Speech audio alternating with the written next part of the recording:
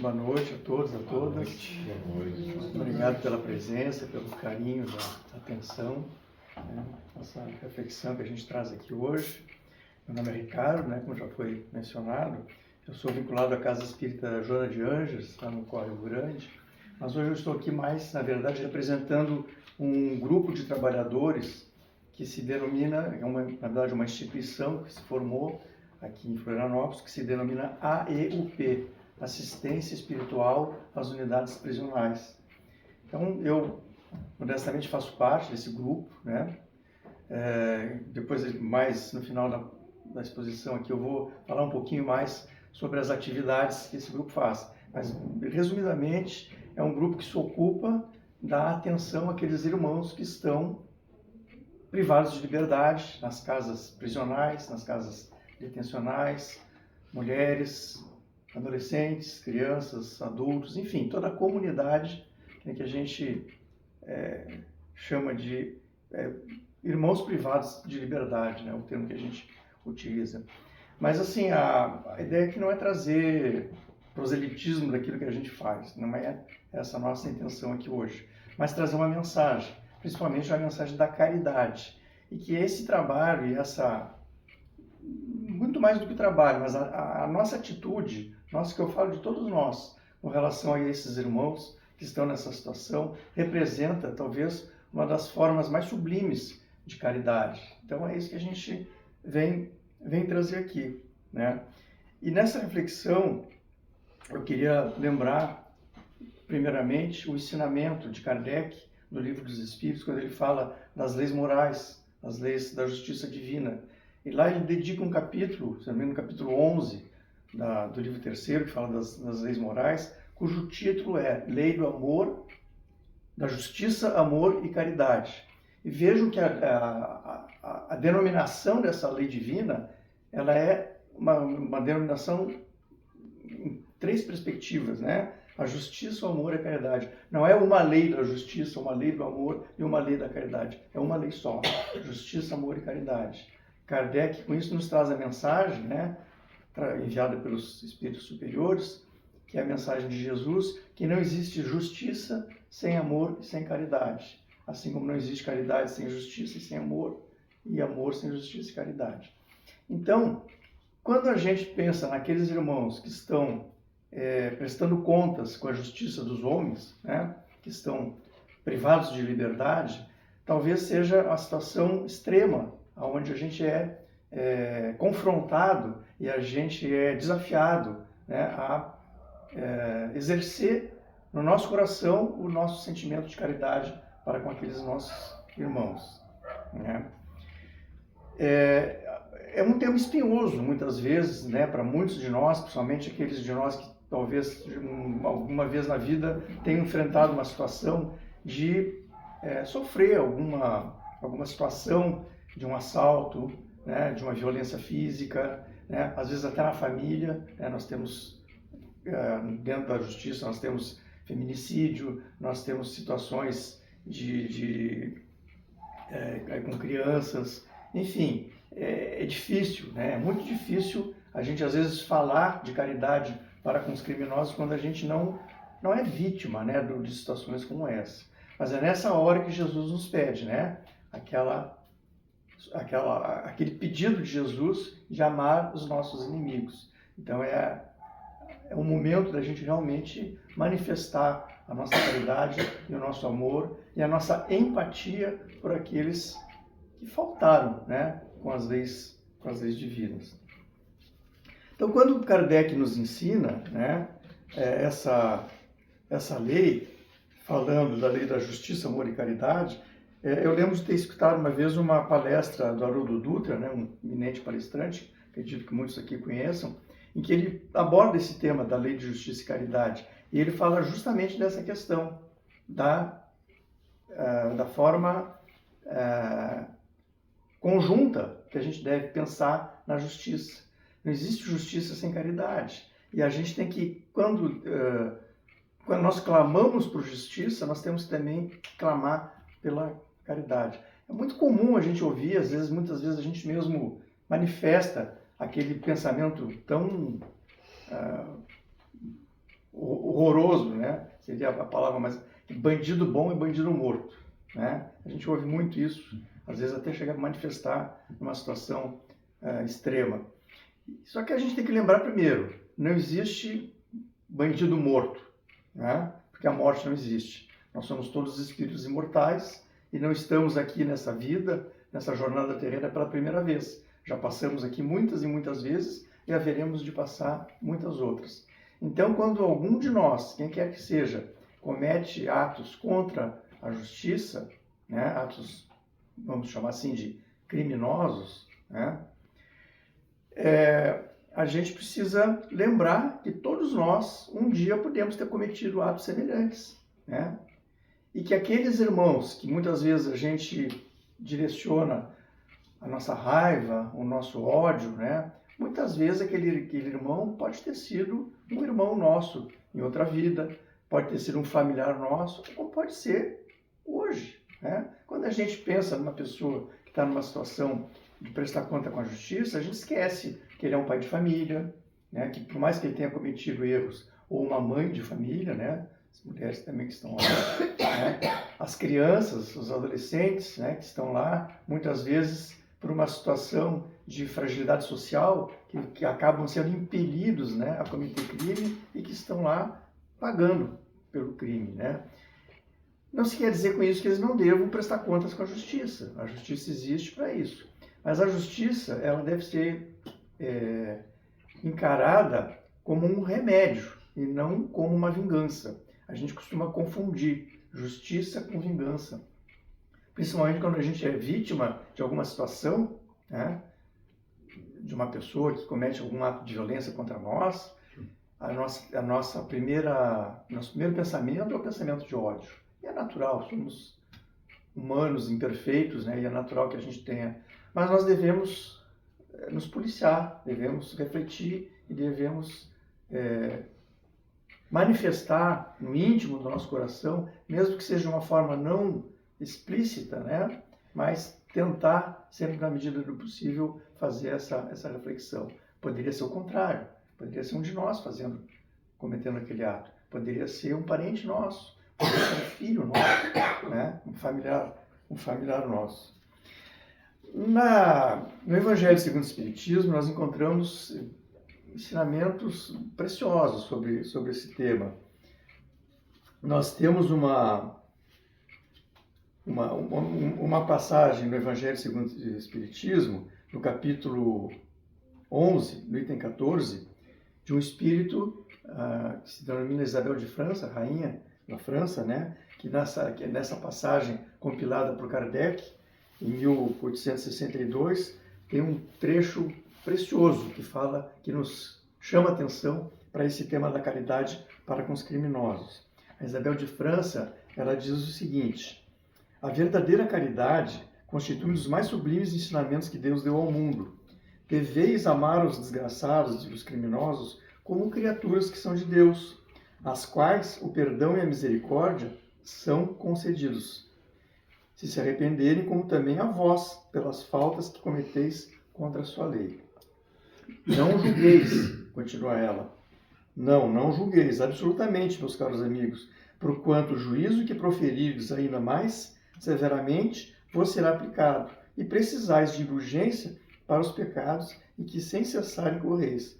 A verdadeira caridade não consiste apenas da esmola, né, a caridade material que dais, nem mesmo nas palavras de consolação. Não é apenas isso que Deus exige de vós.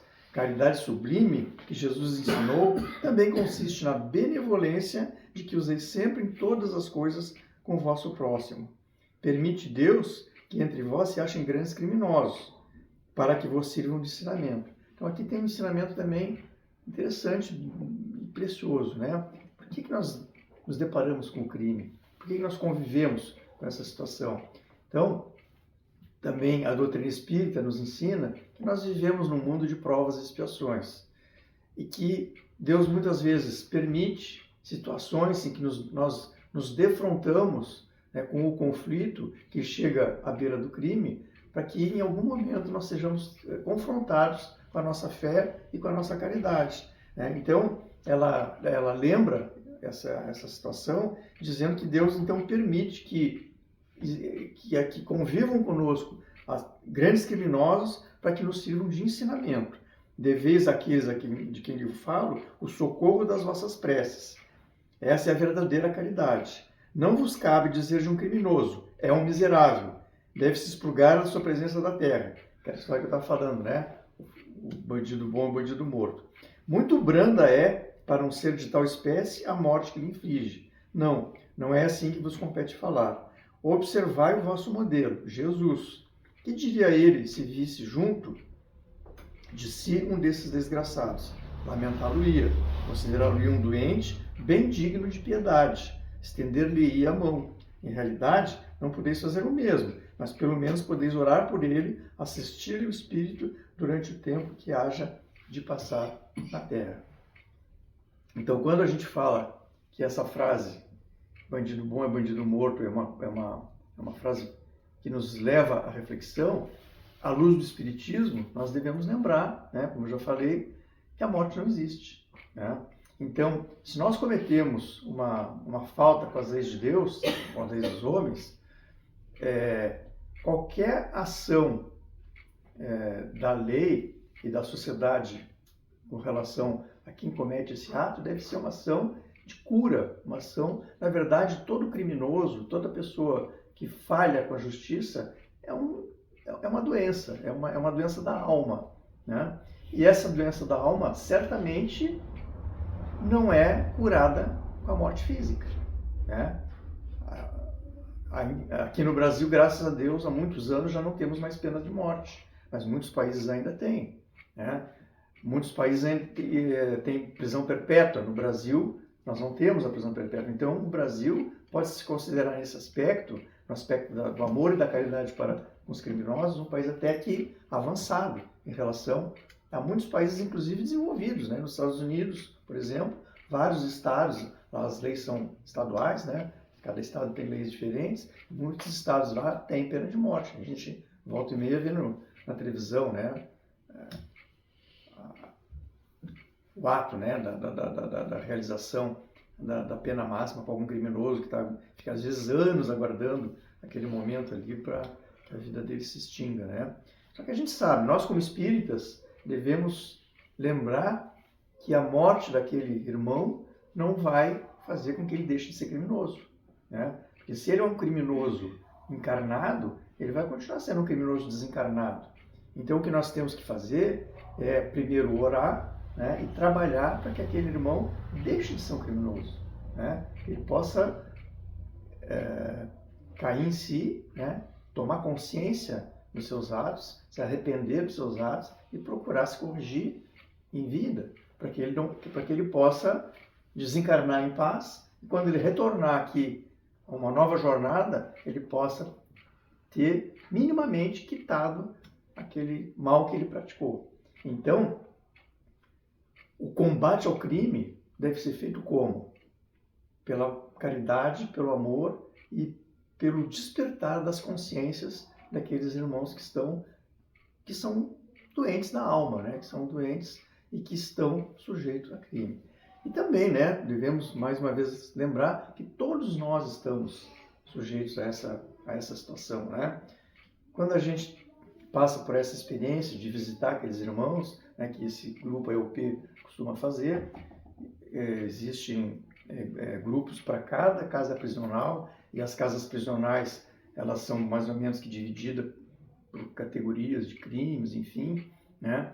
E a gente se depara nessa vivência, nessa experiência, com situações de todo tipo, inclusive situações que a gente se defronta lá com pessoas que certamente, se a gente encontrasse na rua, jamais imaginar que aquele irmão teria cometido um crime e está lá dentro, né? Às vezes um pai de família que, por excesso de uso de droga ou de abuso no alcoolismo, perde o controle em um determinado momento e comete um ato de violência, ou um adolescente que passa fome, que vê às vezes o seu pai bater na sua mãe, né? E é compelido a procurar outros parceiros para cometer crime, né?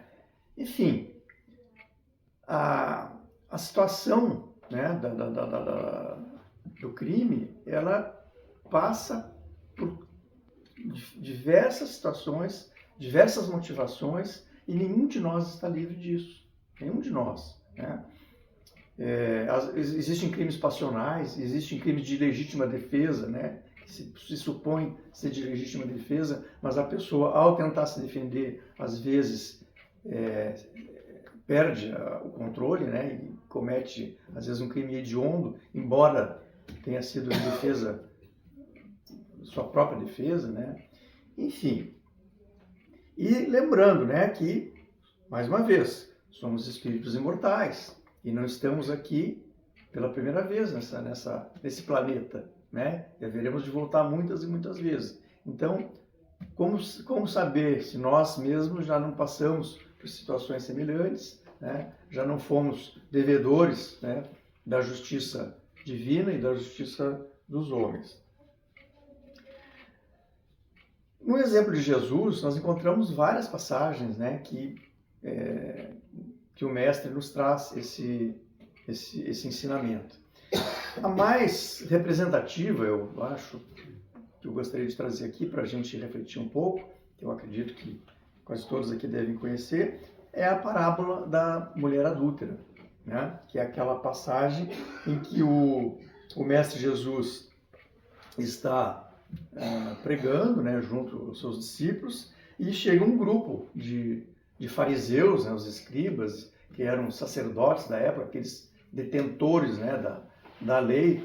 Naquele tempo a lei de Deus e a lei dos homens se confundia, né? Não existia justiça do Estado. O Estado era a própria igreja, a própria religião. E os fariseus eram os senhores da lei, né? Os escribas e os fariseus.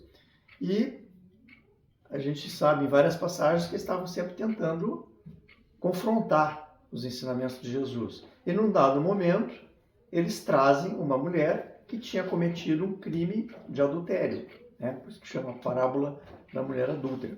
E o adultério, naquela época, principalmente cometido pela mulher, era um crime digno da pena de morte, né? Para a gente ver como que a lei dos homens, apesar de tudo, evoluiu bastante, né? Hoje, isso não existe. Mas naquela época, o simples fato de uma mulher cometer um adultério, ela era sentenciada à pena de morte. E não era qualquer pena de morte, era pena de morte por apedrejamento.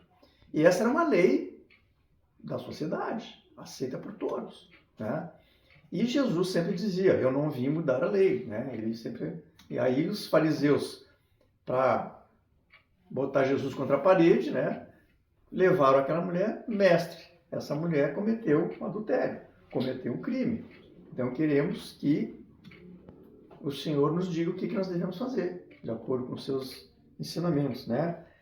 Para usar as palavras do Evangelho, eles disseram a Jesus, mestre, essa mulher acaba de ser surpreendida em adultério.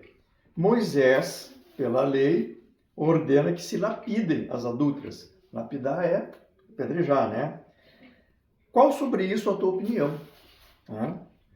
Diziam isso para o tentarem e terem de que acusar a Jesus. Jesus, porém, abaixando-se, entrou a escrever na terra com o dedo, e como continuassem a interrogá-lo, ele se levanta e disse, muito bem, essa é a lei, que se cumpra a lei, né? Eu estou falando aqui um pouquinho com as minhas palavras, né?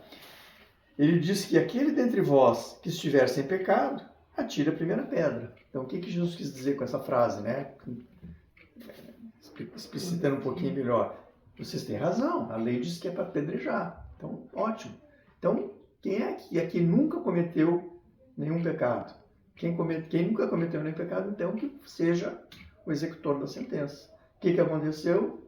Os fariseus ali, os senhores e tal, olharam para a cara do outro e tal, ficaram cabisbaixo e devagarzinho foram indo embora e tal. Nenhum deles teve coragem, porque naquele momento Jesus tocou no coração deles, justamente mostrando que junto com a justiça tem a caridade, né? Então, se todos aqueles ali estavam em dívida com a lei, eles deviam, além da justiça, eles deviam a empatia, a indulgência com aquela mulher que tinha cometido aquilo que era considerado um crime. Então ele fala isso, aquele que estiver sem pecado que atire a primeira pedra.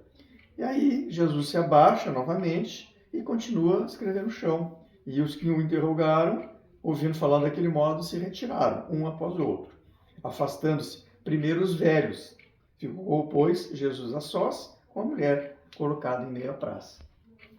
E aí Jesus continua, né? Levanta-se e pergunta para a mulher: Mulher, onde estão os que lhe acusavam? Ninguém te condenou? E ela respondeu: Não, Senhor, disse Jesus, pois eu também não te condenarei. Vai de futuro e não tornes a pecar. Veja que essa frase final, né, que Jesus repete essa frase em vários momentos, né, no Evangelho. Vá e não peques mais. Ele faz muito isso também nos momentos de cura, né, os chamados milagres, né, em que ele curava os leprosos, curava os coxos, os mancos, né, que procuravam Jesus para serem curados, e Jesus fazia o milagre da cura e sempre falava: vá e não peques mais. Por quê? Porque a doença física, né, também não deixa de ser uma, vamos dizer assim, um ato de reação a coisas que nós cometemos. Não existe doença do corpo somente, né? Nossa doença sempre vem do espírito, sempre vem da alma. Então, a gente sabe que a situação de certas doenças, principalmente naquela situação que é relatada no Evangelho, eram pessoas que precisavam, acima de tudo, a cura da sua alma, a cura do seu espírito. Então Jesus curava o corpo, mas além de curar o corpo, ele sempre falava: vá e não peques mais, né? E com os criminosos acontece a mesma coisa, né? É muito fácil a gente dizer: joga o cara na cadeia, prisão perpétua, vamos se livrar, né, dessa chaga social que é o criminoso, mas a gente não se livra, né? Porque o criminoso vai continuar sendo criminoso.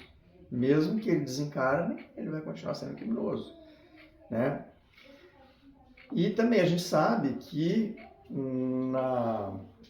na roda das existências, né, vítimas e criminosos, muitas vezes, estão há muitas existências em situação de crime e vingança mútua, né?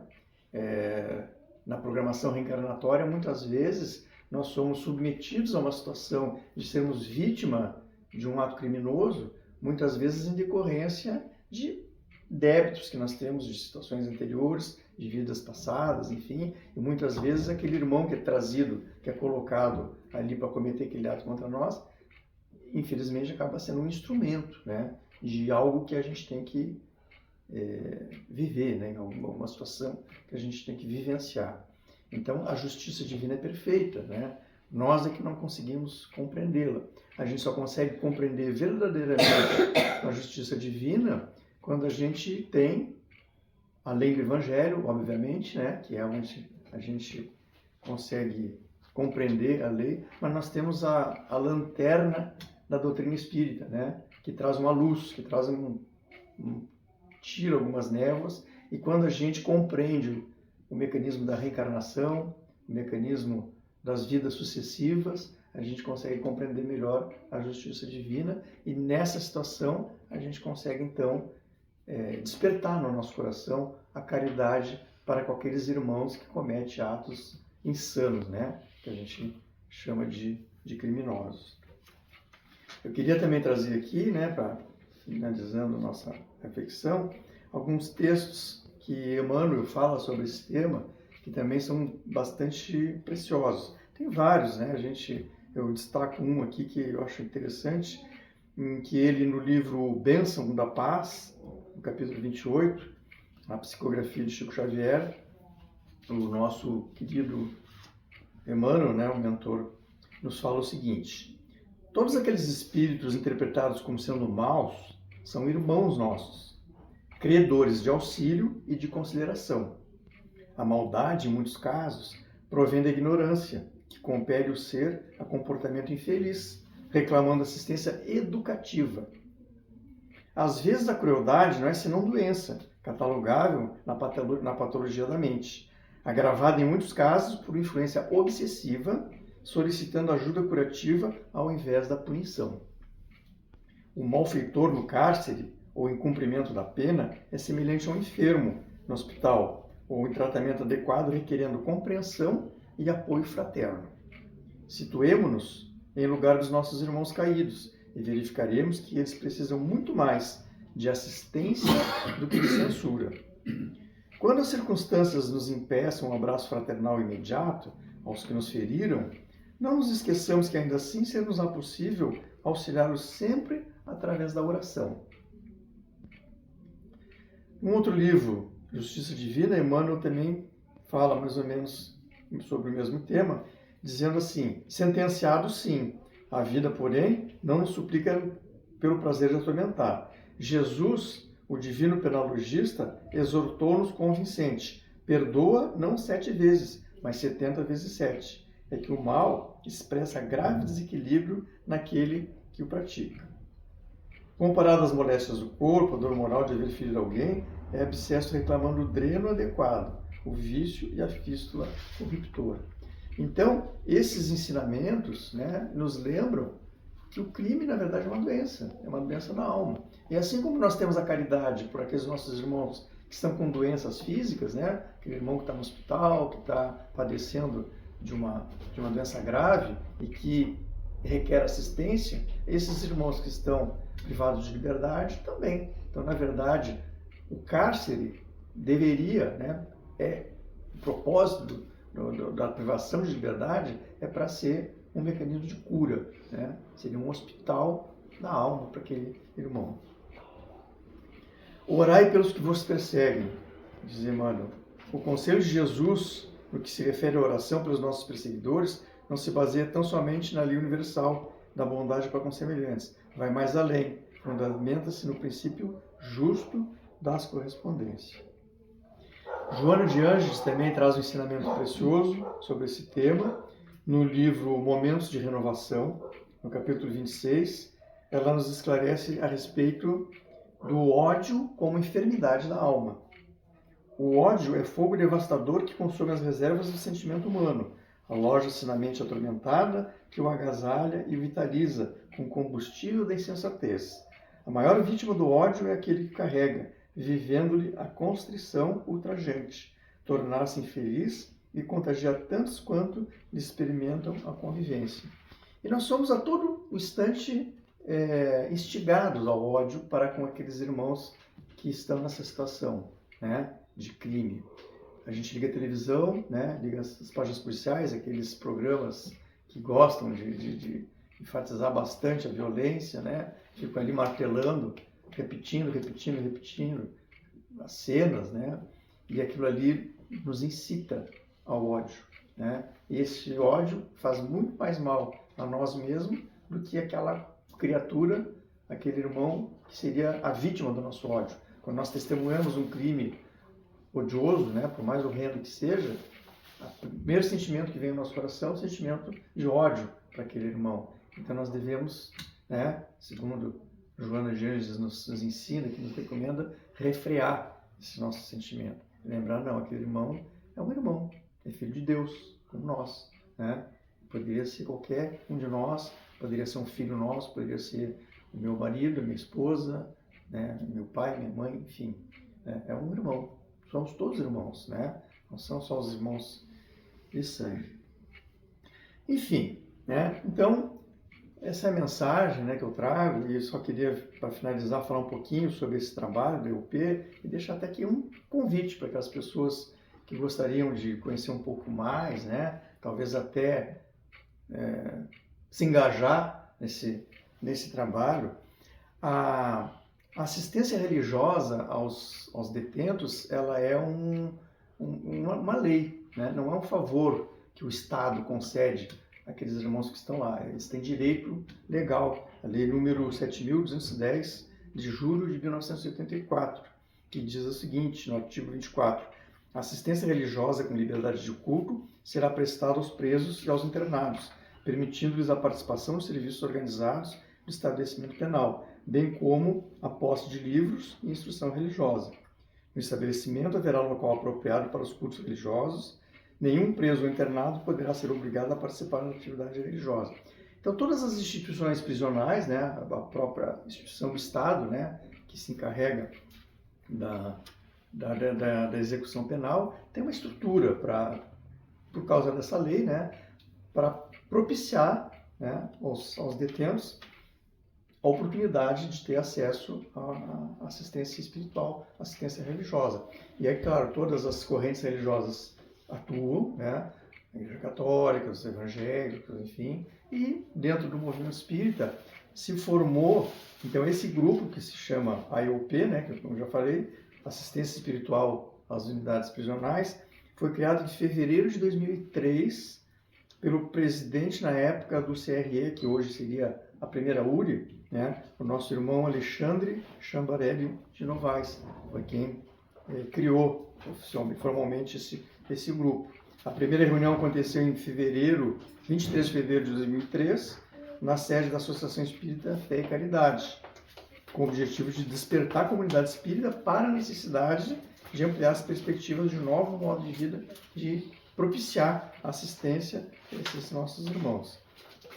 E hoje nós temos esse grupo, então é um grupo de trabalhadores de várias casas espíritas, né, que se agruparam, né, e tem essa organização, porque requer uma certa burocracia para fazer as visitas, precisa ter uma carteirinha, né, um cadastro prévio para poder... Existem regras, cada unidade prisional tem regras diferentes, tem os dias que são permitidos, os horários, né, a forma de atendimento muda em cada unidade prisional, enfim.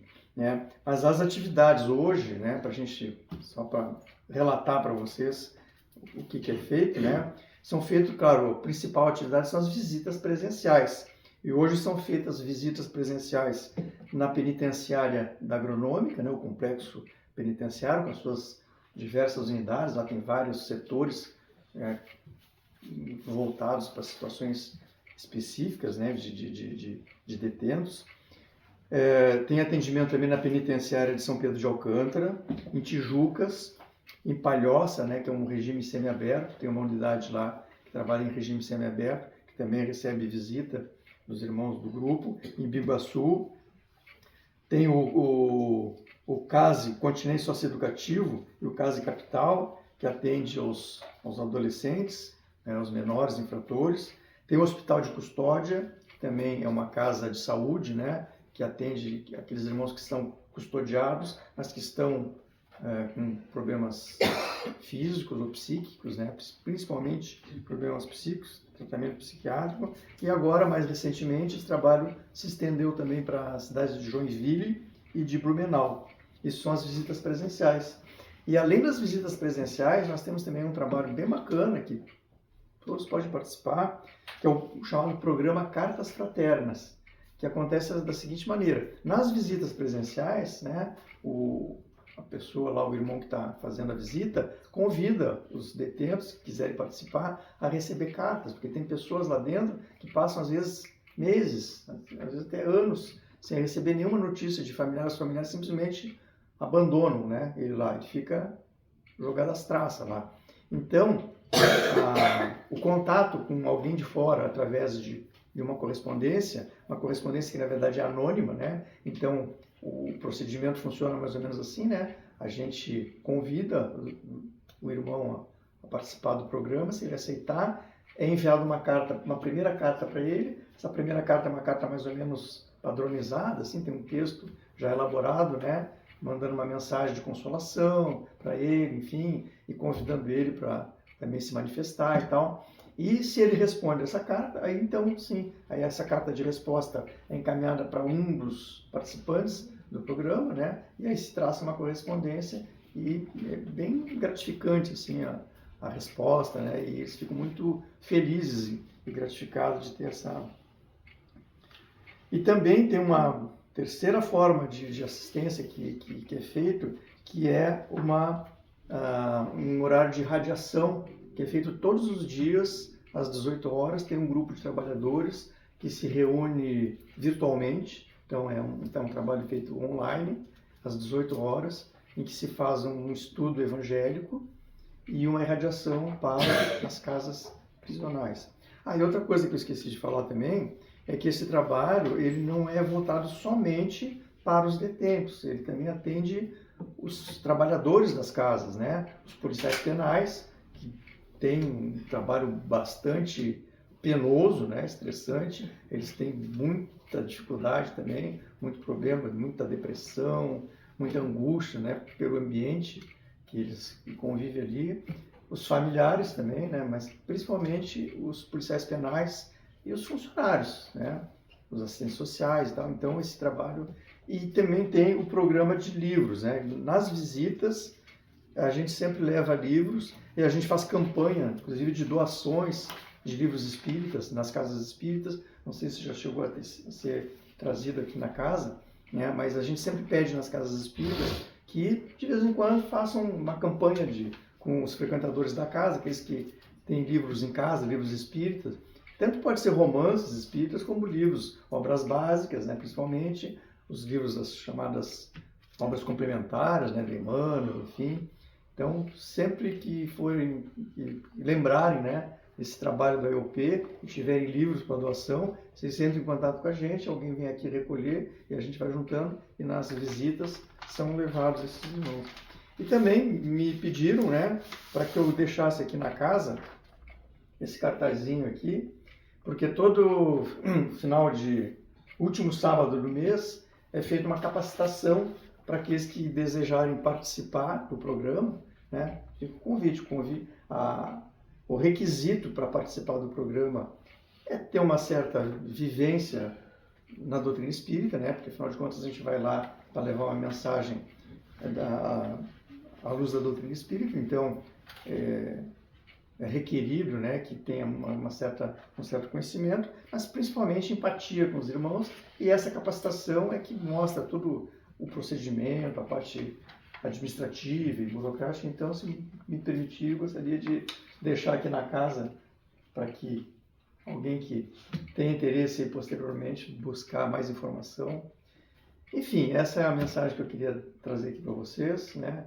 Mas, como eu disse, muito mais do que fazer proselitismo do trabalho das pessoas que vão lá, o principal aqui é a mensagem da caridade, a mensagem do amor, e principalmente quando a gente liga a televisão e vê aquelas situações, aqueles irmãos que cometem insanidades, né? A gente lembre do ensinamento de Joana de Ângeles e não fomente o ódio no nosso coração. E sempre que a gente puder, nas nossas preces, né? Assim como a gente lembra dos nossos familiares, lembra dos nossos amigos, lembra das pessoas que estão doentes nos hospitais, a gente lembra das crianças nas ruas, mas não vamos deixar também de elevar o nosso pensamento a Jesus em favor desses irmãos que lá se encontram.